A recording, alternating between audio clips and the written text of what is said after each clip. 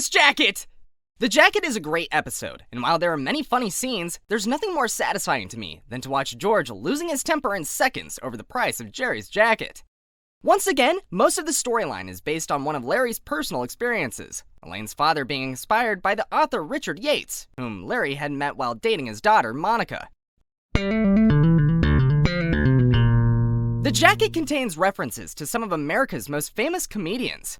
"What are you, Bud Abbott?" asks George when Jerry calls him an idiot. He's talking, of course, about the duo Abbott and Costello. If you're not familiar with them, you can check out some of their funniest routines, 2 tens for a 5, Loafing, and the classic, Who's on First? And when Jerry says, "What are you doing? I didn't mean right now." And when Jerry says, "He'll clunk our heads together like Moe," it's a reference to Moe Howard from the Three Stooges, who frequently clunked the heads of his friends together.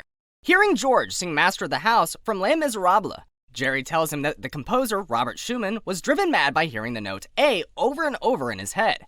This is a little bit of an oversimplification. Schumann did have musical hallucinations at the end of his life, but some were longer than just the single A note. The composer also had other symptoms, such as an aberrance of high places, of metal instruments, and a high level of anxiety related to his apprehension of death. In The Jacket, Elaine's father, Alton Benes, is portrayed by Lawrence Tierney, who is best known for his roles of mobsters and tough guys in film noir of the 1940s and 1950s, such as Dillinger, Born to Kill, Bodyguard, and The Hoodlum. And of course, for his role of Joe in the Quentin Tarantino movie, Reservoir Dogs. While his performance as Alton Benes was praised by the cast and crew, they were taken aback by his eccentric behavior, to say the least.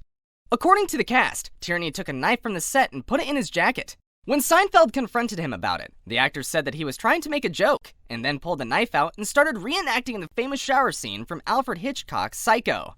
Jason confessed, "I remember looking at Tom and Julia and thinking, we're in really scary territory." Julia added, "I'll tell you something about Lawrence Tierney. He was a total nutjob, although I will say, a wonderful actor." She's right, of course, but even though his performance was impeccable, Tierney, who was originally invited to play Alton Benes in a recurring role, was never asked back. It is revealed in this episode that Elaine reads manuscripts for Pendant Publishing. We also learn that Kramer owes thousands of dollars in back parking tickets. This issue will be revisited in episode 30, The Subway.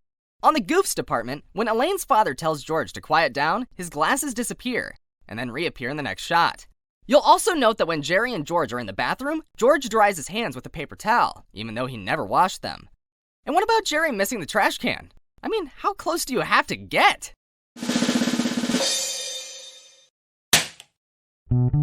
Next episode, the phone message.